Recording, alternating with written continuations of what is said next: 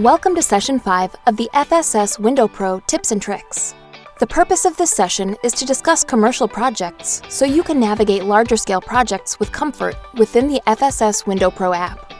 Our agenda today is to review suggested naming methods for organizing large-scale commercial projects. It's important to note that this session is a recommendation of just one way to solve this issue. You may already have a way you like to name and group windows. We encourage you to use the app how it best fits your preferences and business practices. One best practice that we'll emphasize is moving clockwise in every room or space, just as we've done in residential spaces. One additional recommendation for commercial projects is to understand the directional orientation of north, south, east, and west of the project. All commercial drawings should have a compass on them to help you understand your orientation. The first place to start is always with naming. We recommend dividing these names into 3 sections. The first section being for the floor you are on. So floor 1 would be F1, floor 4 would be F4, and floor 7 would be F7. For the next section of the window name, we recommend using the direction the window is facing. Here, we have a W. This is the west wall. You could also use 2 digits. If it was southeast, we would use SE. For the third section of the window name, we suggest starting with area descriptors. If it's an easily identifiable office with a room number, you could put the office number, for example, A108. Alternatively, you could call it Sec 1 for Section 1. I will explain how to use sections in just a minute. In review, when we have a room named F1W Sec 1, this would be Floor 1, West Wall, and Section 1. Let's review another example. First, we must orient ourselves to the project. We're looking at the second floor. We'll call this wall the north wall, and we only have 5 windows on this north wall. We could simply name the room F2N.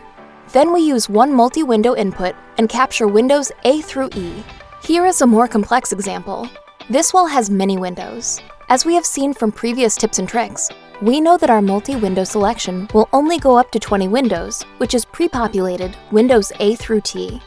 Therefore, I would look at these 20 windows and create one room, named F2N Sec 1.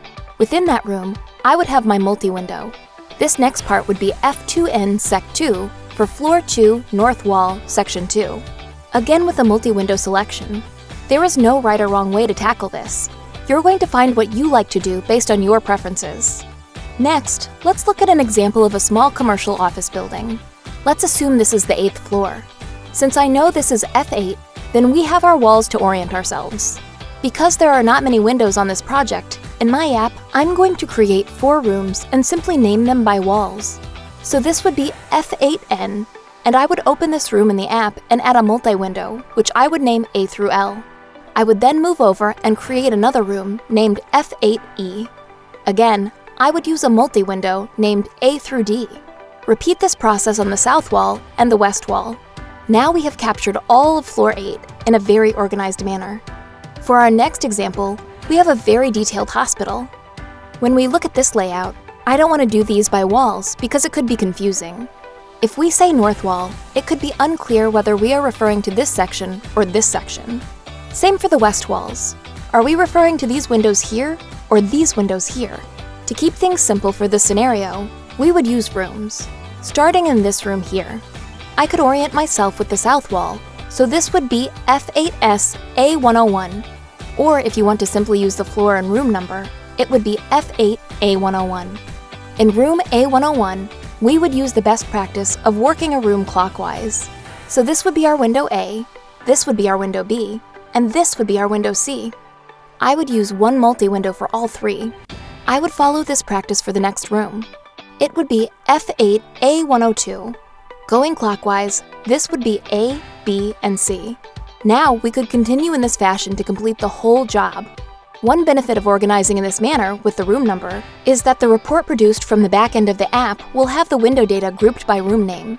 Your report package for room F8 A102 would have these pictures and dimensions on one report with notes and installation notes.